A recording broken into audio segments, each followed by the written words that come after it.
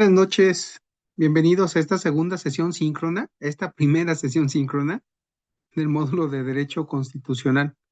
Vamos a dar unos segunditos para poder iniciar en esta primera sesión síncrona del 14 de marzo del 2026. Buenas noches, Alba, Josué, Carla Cecilia. Buenas noches. Buenas noches. Vamos a dar unos segunditos y comenzamos.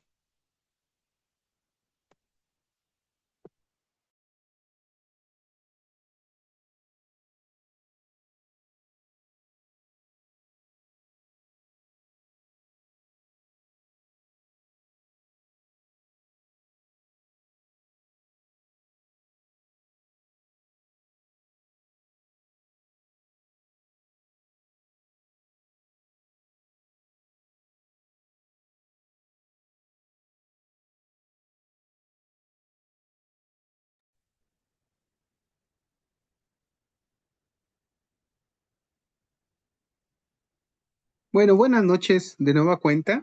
Bienvenidos a esta primera sesión síncrona del módulo de Derecho Constitucional, hoy sábado 14 de marzo de 2026, siendo las 8 de la noche. Me permito presentarme, mi nombre es José Cuauhtémoc Chávez Muñoz, soy su asesor en este módulo de Derecho Constitucional. Soy licenciado en Derecho, tengo la maestría en Derecho Civil, en Derecho Constitucional y en Derecho Administrativo. Y bueno, pues me he desempeñado en la iniciativa privada y en el sector público, en la iniciativa privada como abogado general de la Universidad La Salle, como director de normatividad en la misma universidad, consejero universitario y bueno, también subdirector de campus en la propia universidad y también en el sector público como asesor jurídico con 3 gobernadores, como como secretario técnico del gobernador, eh, también así como magistrado del Tribunal de lo Contencioso Administrativo y también del Tribunal de Justicia Administrativa. Actualmente soy magistrado en retiro y pues bueno, esa visión de estar en la administración pública, en el Ejecutivo, en la impartición de justicia, en la iniciativa privada, me permite pues tener ese panorama amplio para poder contextualizar y entender este derecho constitucional, que pues es una materia muy importante porque a partir de este derecho constitucional se van derivando las distintas ramas de las distintas disciplinas de nuestro sistema jurídico mexicano, como es el derecho civil, el derecho mercantil, el derecho internacional, el derecho familiar, el derecho agrario, etcétera. Todas las demás disciplinas se van emanando, se van derivando de este derecho constitucional. Pero bueno, antes de entrar en materia, quisiera solicitarles, como nos lo pide la coordinación, la jefatura de la carrera, que se puedan presentar, que puedan decir su nombre, si gustan abrir su cámara, si no, no hay problema, comentarnos alguna cuestión que los haya motivado o algo que quieran compartir y sobre todo, bueno, pues para que se presenten con su servidor y con sus compañeros y poder dar inicio. Adelante, ¿quién quiere comenzar? Alba, Josué. Hola, buenas noches. ¿Sí me escuchan? Sí, buenas noches, Alba. Te escucho fuerte y claro. Gracias. Muchísimas gracias. Mi nombre completo, Alba María González Herrera. Ujú. Soy contador público de profesión por la Universidad de Guanajuato, maestra en gestión administrativa en el Tecnológico de Celaya y doctora en alta dirección por Unitesba Universidad. Eso es en el campo académico, en el área laboral. Bueno, me tocó el cambio de la contabilidad manual a la contabilidad electrónica, más o menos del 98 al 2001, 2002. Del 2002 al 2004 fui auxiliar para dictamen de estados financieros, Ujú. eh, como auxiliar de auditoría, pero después llegué a una empresa de telecomunicaciones por 18 años como jefe administrativo y contable en Celaya, Guanajuato. Al término de mi contrato, me invitan a Universidad Sabes como tutor de tiempo completo y es en lo que me desempeño actualmente, a la par de estar en la carrera de Derecho. Bueno, primero, ¿por qué llegué o por qué me decidí por la carrera de Derecho porque primero con la intención de tener un conocimiento más amplio y asesorar de mejor manera a mis alumnos. Eso por un lado, y por otro lado, pues es una carrera que complementa la contabilidad, sobre todo en la parte fiscal. Ujú. Y también estoy incursionando en un postdoctorado en CENIT, en innovación educativa. Entonces me reparto en los tiempos, Ujú. en una cosa y otra, y muy contenta, muy satisfecha del modelo que ofrece UV para quienes tenemos otras actividades y Ujú. tenemos esa oportunidad de llevar otra carrera sin que interfiera con el resto de las actividades. Es una universidad muy bondadosa en ese sentido y estoy muy contenta de pertenecer a la familia V. Muy bien, muchísimas gracias. Qué grato escuchar toda su trayectoria académica y profesional y que, bueno, desde luego, esa incansable, esa incesante voluntad, pues, de seguirse preparando y qué mejor, pues, en beneficio de también de sus propios estudiantes y dar una mejor también servicio. Y efectivamente está muy relacionados el derecho y la contabilidad, el derecho Sí, fiscal. Entonces, sin lugar a dudas, esas disciplinas van de la mano. Muy bien, sí es. mi reconocimiento y Muchas estoy a gracias. la orden. Muchas gracias. Bienvenida. Gracias, gracias, asesor, gracias. Gracias. Adelante, Josué. Hola, buenas tardes, noches ya. No sé si me Sí, buenas escuchan bien. noches. Sí, claro, por Este, ti, claro. bueno, igual. Mi nombre completo es Josué Manuel Valdivia Escamilla, soy de Irapuato, Guanajuato. Tengo 35 años y igual soy egresado de la Universidad de Guanajuato, soy licenciado en Administración de Recursos Turísticos. Ujú. Pues mi trayectoria profesional, la verdad, es algo corta, en el sentido de que, bueno, estuve trabajando en Ciudad de México, trabajé para Aeroméxico, después trabajé para la Universidad de Cambridge en Ujú. la parte de eventos. Al final terminé, bueno, estuve hasta antes de pandemia en una empresa del estilo Uber, pero en Ujú. la parte de mercadotecnia, Ujú. que igual iba un poco con eventos también, que ahí se complementaban, pero siempre, bueno, cuando fue momento de escoger carrera, estaba entre turismo o derecho. De hecho, Ujú. en el bachillerato yo estaba en humanidades porque Sí. iba a estudiar derecho, pero bueno, que igual ya saben, las inquietudes de jóvenes, que dije, no, pero yo quiero irme de intercambio, quiero conocer otro país y todo eso. Entonces, pues un maestro me dijo, ¿sabes qué? Estudiando derecho, pues, no podrás hacerlo en este corto plazo, sino tendrás que, pues ya hacerlo más adelante, si quieres experimentarlo como una especialidad o algo así. Entonces, pues yo de lo que estudié turismo, porque dije, no, sí me lo va a permitir. Pero pues igual siempre tuve como esa cosquillita de derecho. Este, Antes de pandemia intenté hacerlo, que igual, de repente por tiempos, pues no, se complicaba un poco. Encontré una modalidad en la Universidad del Valle de México, en la Ujú. UVM, que le llaman licenciatura ejecutiva. Entonces, pues la tomaba en las tardes, creo que eran lunes, martes, jueves y sábado, algo así, o lunes y jueves, no me acuerdo, ya muy bien los horarios, pero igual, la verdad, pues por temas de trabajo a veces no podía hacerlo. Luego se vino pandemia, como todo un caos que entró en mí. Me regresé ya de tiempo completo a Irapuato.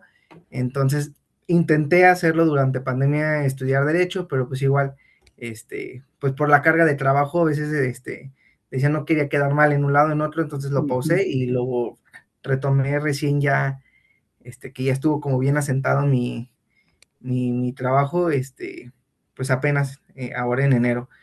Este, Ahora, bueno, actualmente tengo un emprendimiento, tengo una cafetería y un servicio de catering. Ujú. Entonces, que igual, como decía Alba, la verdad sí me he acomodado en tiempos porque pues mi horario, por ejemplo, a veces tengo eventos o muy temprano o tengo que estar preparándolos muy noche para el día siguiente. Entonces, pues sí, trato como de enfocarme ciertos días y de que no se muevan para pues poderme dedicar y y hacer algo de calidad, porque a veces igual pues no nada más es cumplir, sino pues la verdad sí, a Ujú, mí soy una persona que me gusta aprender, entonces igual tengo una especialidad en marketing, pero ujú. que igual sí trato de enfocarme y pues ahorita estoy ya de lleno aquí en la carrera. Excelente, José. No, muchísimas gracias por compartir también esos aspectos muy importantes, muy relevantes. Y bueno, es un poco conocer qué hay detrás de estos nombres que se ve, que se leen. Y bueno, pues es algo realmente de reconocerse que no obstante, en medio de ese cúmulo de actividades que ustedes tienen, es pues darse ese espacio, darse ese tiempo, porque al final de cuentas esta licenciatura es unos estudios que valen la pena y que es algo que ustedes quieren y que van a complementar algo que es parte de su proyecto de vida. Mi reconocimiento y en lo que a mí compete, bueno, pues estarles acompañando durante este módulo al menos y también, bueno, pues el decirles que cuentan con un servidor en lo que pueda estarles apoyando con todo gusto. ¿De acuerdo? Mi reconocimiento y bienvenido, Josué. Muchas gracias. Bueno, pues muy bien. Muchas gracias y bueno, pues que es muy grato ubicarles más allá de simplemente una lectura de un nombre. Les decía, bueno, pues esta licenciatura, particularmente en lo que se refiere al módulo de Derecho Constitucional, pues el enfoque de este derecho constitucional no es otra cosa sino ubicar lo que es la organización, estructura y funcionamiento del Estado mexicano. Y esa organización, estructura y funcionamiento del Estado mexicano lo vamos a encontrar encuadrado en un documento que es el documento base, que es la Constitución Política de los Estados Unidos Mexicanos. Seguramente, bueno, pues ya han visto parte de ese proceso histórico evolutivo de el encontrarnos pues con un texto constitucional y bueno, también partiendo o arrancando de que hay distintos tipos de textos constitucionales, algunos rígidos, algunos flexibles y también pues la evolución que ha tenido nuestra propia Carta Magna. Sí, de los distintos textos constitucionales que, bueno, pues nos lleva a tener el día de hoy nuestro texto de esos 136 artículos y bueno, que tiene pues esas dos partes, la parte dogmática y la parte orgánica. La parte dogmática pues se refiere a esos derechos humanos y la parte orgánica se refiere precisamente a esta organización, estructura y funcionamiento, que nos habla de tres ámbitos de gobierno, el federal, el estatal y el municipal. Y hablamos pues no solamente de tres ámbitos de gobierno, sino también hablamos de ordenamientos normativos, de tal suerte que nos vamos a encontrar con normas federales, con normas estatales y con normas u ordenamientos municipales, autoridades en el ámbito federal, en el ámbito estatal y en el ámbito municipal. En el ámbito federal vamos a encontrar una división de poderes, un poder ejecutivo, un poder legislativo y un poder judicial, al igual que en el ámbito estatal, ejecutivo, legislativo y judicial. No así en el ámbito municipal. En el ámbito municipal vamos a encontrar un órgano colegiado, que es los municipios gobernados por los ayuntamientos. En el caso particular, por ejemplo, de la Ciudad de México, bueno, pues están las alcaldías, pero porque la Ciudad de México está en un proceso de transformación o de constitución del Estado 32. Buenas noches, Carla Cecilia. Veo que por ahí ya te conectaste. Bienvenida. Gracias, maestro. Buenas noches a todos. Buenas noches, Carla Cecilia. Les comentaba que le estaba solicitando si podrían presentarse, comentar algún aspecto que nos quisieran compartir. No sé si Ok, quisieras. gracias. Sí, adelante. Bueno, mi nombre es Carla Cecilia, tengo 34 años y mi paso por estudiar derecho fue coincidencia porque en mi trabajo terminé en la dirección de amparos y procesos y pues Ujú. la verdad me empezó a gustar muchísimo, pero fue gracias a eso que decidí estudiar derecho y hasta ahorita lo que he estado estudiando realmente viene lo que hago en mi trabajo. Entonces me facilita mucho las cosas. Muy bien, excelente. Sí, es pues muy interesante ¿y qué te motivó a estudiar la licenciatura en Derecho, Carla Cecilia? Me motivó el salir adelante. El estar rodeada de abogados me motivó a superarme. Excelente, excelente, una gran motivación y qué mejor, bueno, pues hacer realidad este sueño, esta motivación con este estudio día a día y bueno, pues no hay tiempo para ello, hay que hacerlo, hay que buscar hacerlo precisamente para lograr los objetivos que queremos cumplir. Bienvenida y muchas felicidades, Carla. Gracias. Gracias, les estaba comentando los objetivos o el alcance de lo que se refiere al derecho constitucional, que es una rama básica o inicial respecto del derecho mexicano, de nuestro sistema jurídico mexicano. ¿Por qué? Porque en el derecho constitucional pues encontramos la organización, estructura y funcionamiento del Estado mexicano. Es como si quisiéramos revisar un manual para ver cómo funciona, por ejemplo, un refrigerador, perdonando pues esa analogía, perdonando pues esa burda comparación, pero ahí encontramos todos los elementos que integran pues el Estado mexicano. Eso es lo que se pretende precisamente en este derecho constitucional, que identifiquemos esos elementos, de tal suerte que las competencias que se pretenden desarrollar en este curso, pues es que se conozca pues esa evolución histórica de la Constitución en cuanto a su estructura, en cuanto a su forma, que se conozcan precisamente esos principios fundamentales que rigen el derecho constitucional. Es muy importante que independientemente de que podemos estar después estudiando distintas ramas del derecho, como es el derecho laboral, el derecho agrario, el derecho penal, el derecho civil, que no perdamos el enfoque principalmente de esa concatenación de los derechos humanos, pero también hay un principio muy importante que rige la actuación de las autoridades, que es el principio de legalidad. El principio de legalidad nos dice que la autoridad solamente puede hacer aquello lo que la norma le establece, lo que la norma le prevé. No pueden hacer más, no pueden hacer menos. Tienen que hacer exactamente lo que la norma le establece. Si hicieran más, podrían caer en un exceso, un abuso de poder respecto del ejercicio de sus atribuciones, de sus facultades. Podrían estar excediéndose de su ámbito competencial. Podrían hacer menos y entonces podrían estar incurriendo en omisiones, en una responsabilidad incluso administrativa, una responsabilidad penal, una responsabilidad patrimonial, por las afectaciones que podría conllevar una actuación en donde no se apega a esa legalidad, a ese principio. Entonces es conocer precisamente todos esos principios, toda esa organización, estructura y funcionamiento, como decíamos, del Estado mexicano. Particularmente este módulo, entre otras cosas, bueno, pues se integra de 3 unidades. Dentro de esas unidades, bueno, pues hay que tener un 70% en la calificación para tenerlo acreditado.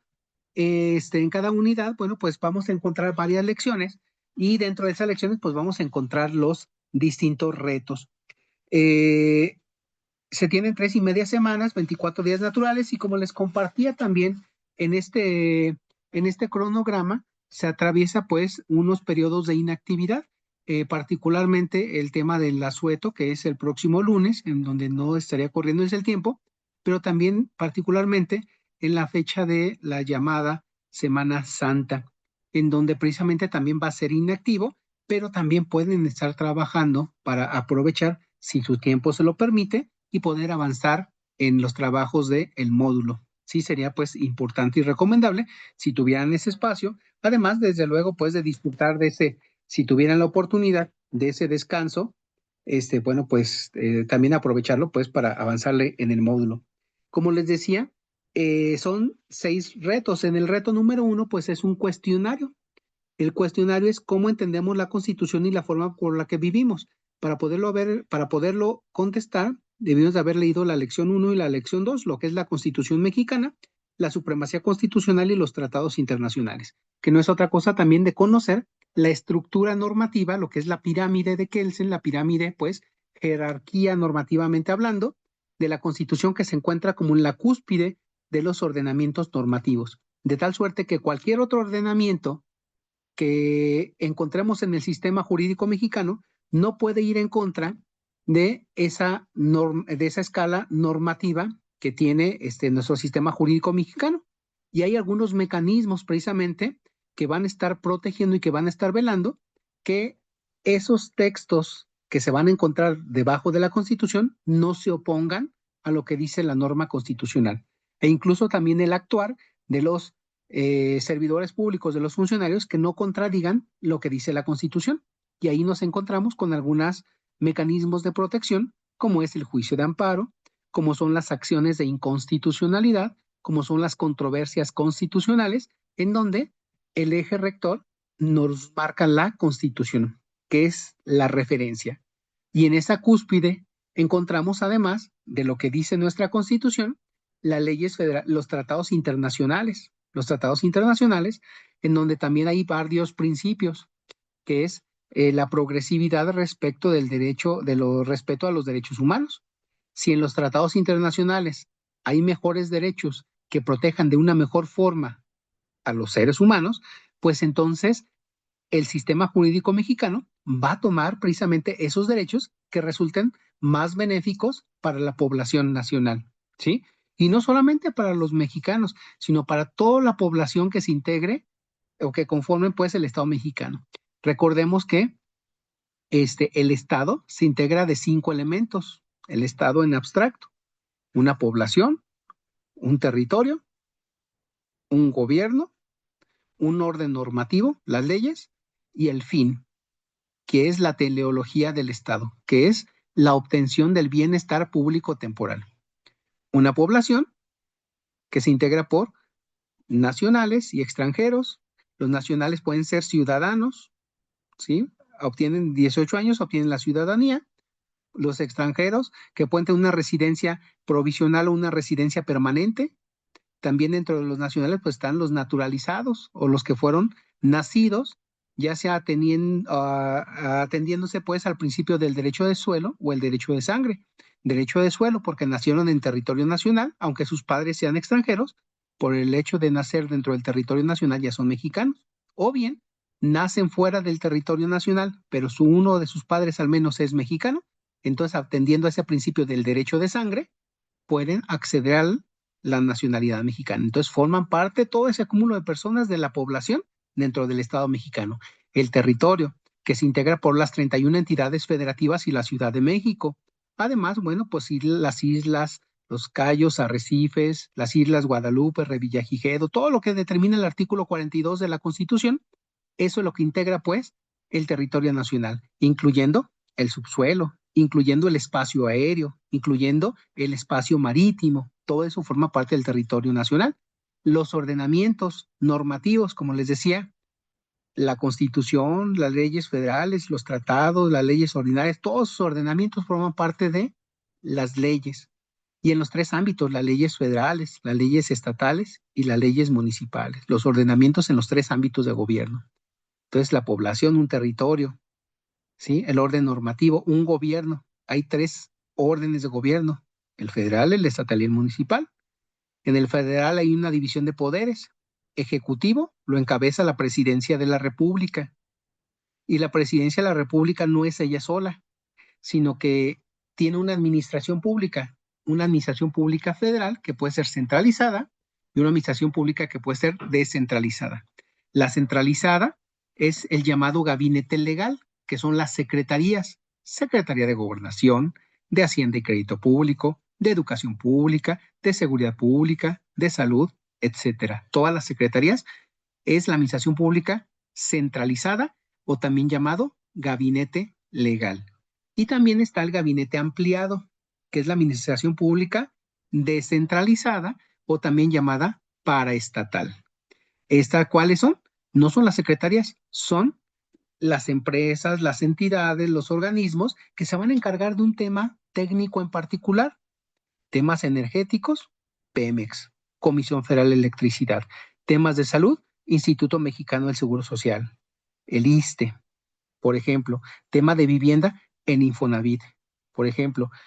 Temas de bancos, la Comisión Nacional Bancaria. Temas de los derechos del consumidor, la Profeco, ¿sí? Y entonces hay distintos organismos que no son secretarías, que forman parte de la administración pública descentralizada o también llamada paraestatal. Entonces son esas entidades o dependencias que de manera conjunta forman parte de la administración pública federal. Además de la administración pública federal, que es el poder ejecutivo, que lo encabeza la Presidencia de la República, está el poder legislativo, que se integra por el Congreso de la Unión. El Congreso de la Unión Federal es bicameral, 2 cámaras: Cámara de Diputados y Cámara de Senadores. La Cámara de Diputados, 500 diputados, 500 legisladores. que se eligen mediante un sistema de fórmulas. ¿Cómo que fórmulas?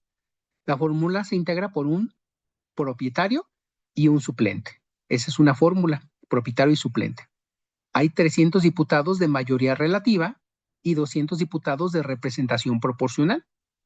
Los de mayoría relativa se eligen en distritos electorales uninominales, es decir, todo el territorio nacional, todo el territorio mexicano, se divide en espacios geográficos que se le denominan distritos electorales.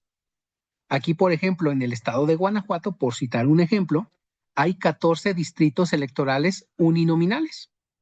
Entonces, de esos 300, 14 se eligen aquí en Guanajuato. Y se divide el estado, por ejemplo, de Guanajuato en 14 espacios geográficos llamados distritos. Y cada partido político presenta una fórmula, es decir, un propietario y un suplente. ¿Quién queda en el cargo? Pues el que saque más votos el día de las elecciones. Son diputados de mayoría relativa, el que saque más votos. Y los otros 200 diputados son de representación proporcional, o también llamado plurinominales. Esos 200 son en base al porcentaje de votación que obtuvieron los partidos políticos. Déjenme platicarles que el territorio nacional se divide en 5 espacios geográficos. Cada uno de esos 5 espacios geográficos se le llama circunscripciones o demarcaciones. Cada una de esas demarcaciones pues se integra de 5 o 6 estados de la República, por ejemplo. Y en cada uno de esos se van asignando, se va sumando, por ejemplo, la votación que obtuvo, por ejemplo, el PAN, la votación que obtuvo el PRI, la votación que obtuvo Morena, la votación que obtuvo Movimiento Ciudadano, el Partido Verde, el PT, etcétera, los partidos políticos que estén vigentes. Y entonces se hace una repartición. Por ejemplo, vamos a pensar que de la votación para diputados, vamos a pensar que votaron 10 millones de personas. ¿Ok?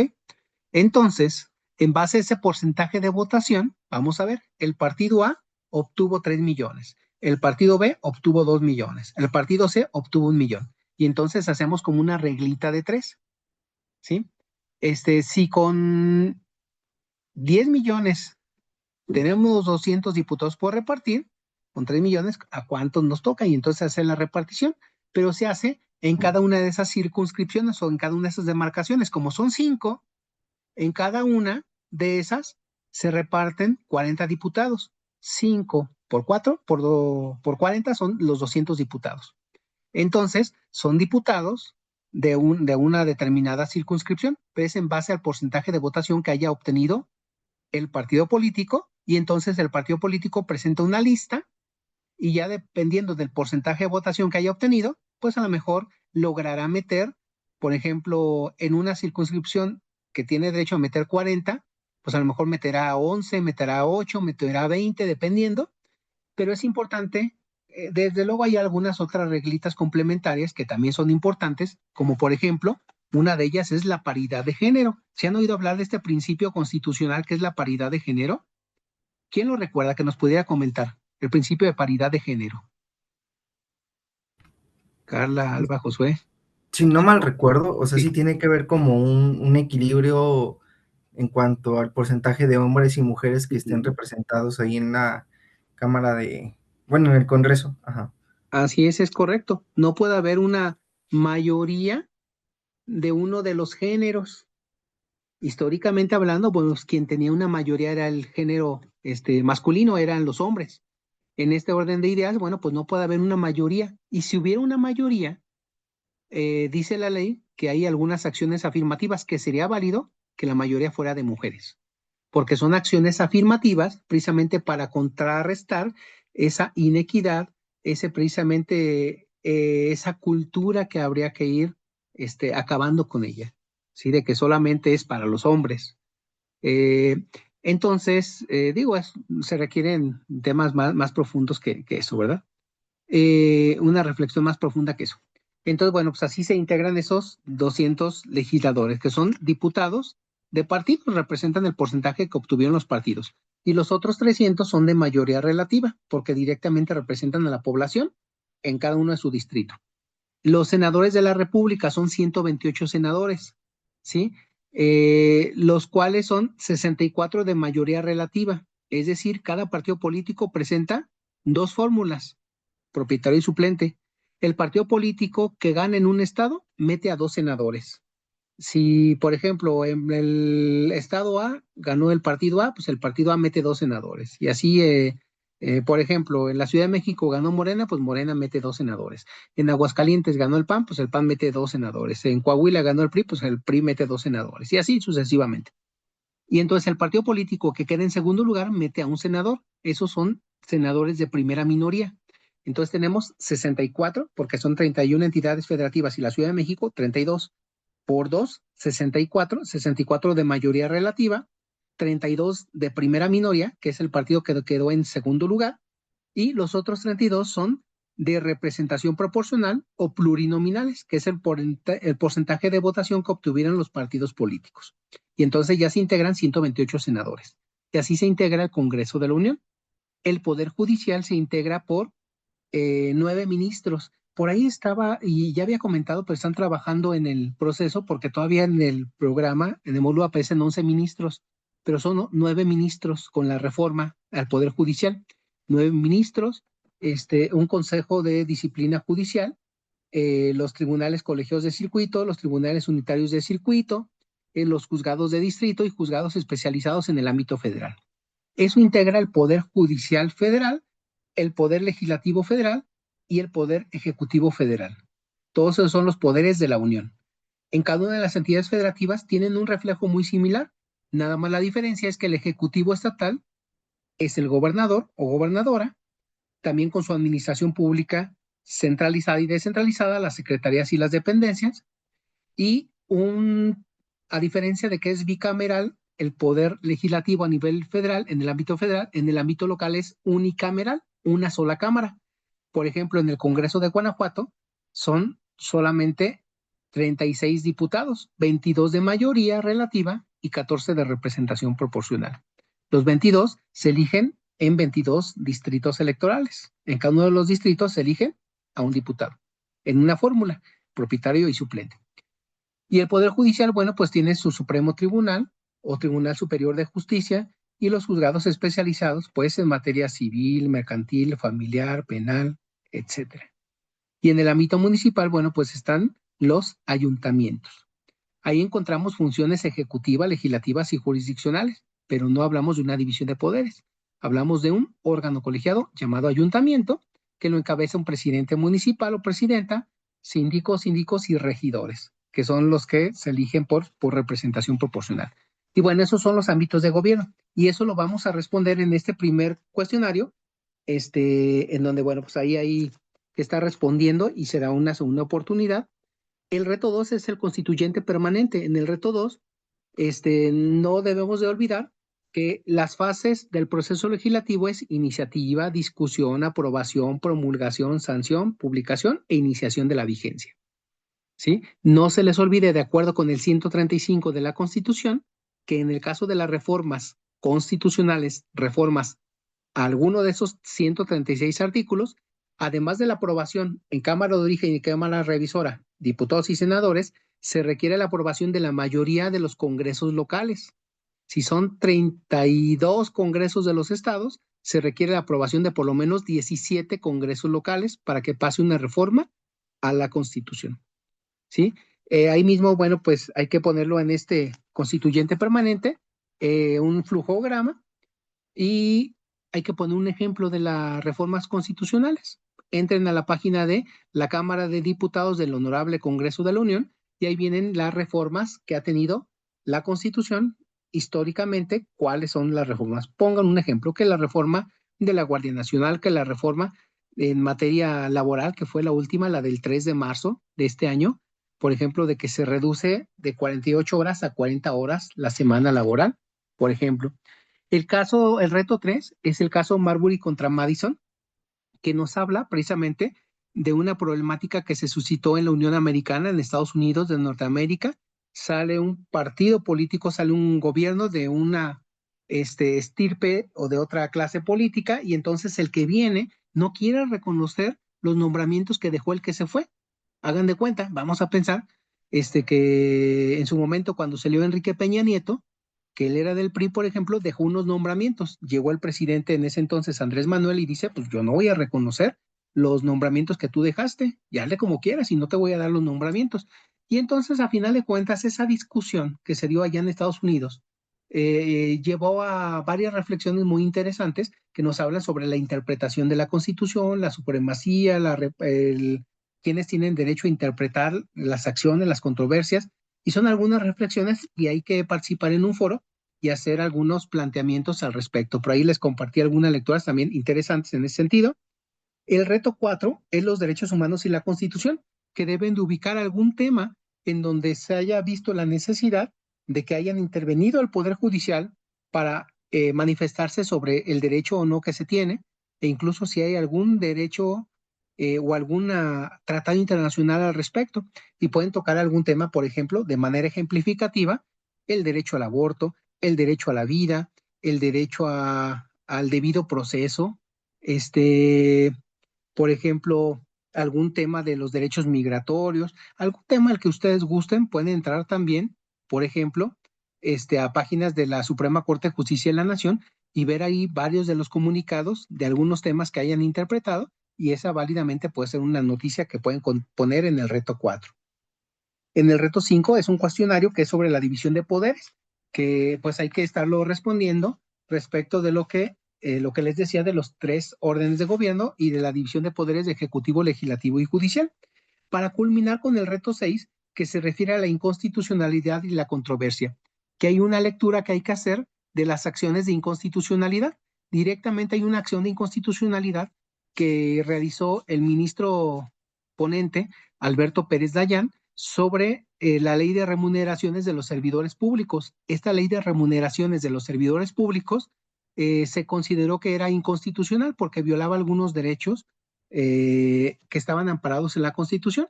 Entonces ahí hay que leer algunas páginas de esa acción de inconstitucionalidad y hacer una plática como quien le, valga la redundancia, quien le platica como de qué trató la lectura o de qué trató una película o de qué trató un tema y hacer esos comentarios, seguido de un cuadro comparativo de lo que es las acciones de inconstitucionalidad y las controversias constitucionales, ¿sí? ¿En qué consisten las acciones de inconstitucionalidad y en qué consisten las controversias constitucionales? Y con eso se estaría terminando, seguido pues de una autoevaluación. Una vez que hayan realizado su autoevaluación, pues ya tienen su 10 en el módulo de Derecho Constitucional. No sé si tengan alguna duda, alguna pregunta, cómo van, cómo se sienten con este módulo. Alba, Josué. Pues bueno, yo esta semana sí traté de avanzar, porque la siguiente como que sí tengo unas cosillas, pero sí, voy bien hasta ahorita. No recuerdo bien la unidad, pero justo estaba, ahorita que mencionaba lo de la división de poderes, estaba checando lo del Poder Judicial, y sí, como que todavía está un poco atrasado, porque todavía menciona al ministro Arturo Saldívar, y pues o sea, ya pasó Sí, ya. el ministro Norma Piña y pues el actual. Entonces sí, justo estaba revisando eso. Creo que es ahí donde me quedé, justo. Sí, no, muy bien, pues van muy bien. Y sí, por ahí les compartí este material también ahí en V, pero ahí están en el proceso ahí de hacer la actualización. Pero bueno, yo le estaría mandando también esos datos y bueno, no quería dejar pasar la oportunidad de comentárselos. Muchas gracias, Josué. Alba, ¿cómo Sí, vas? gracias. ¿Todo bien? ¿Alguna pregunta? ¿Alguna duda? Muchas gracias. No, todo bien. Ahorita estoy por hacer el flujograma del segundo reto Ujú. y tengo pendiente contestar la autoevaluación del reto 1, pero pues es porque estoy esperando tener un tiempo con total concentración para concluir ese reto, pero creo que voy en tiempo para terminar de acuerdo al cronograma. Perfecto. Pues básicamente era parte de lo que les quería comentar y bueno, conocerlos. En esta primera sesión, yo les estaría invitando a una segunda sesión el próximo domingo a esta misma hora y ahí les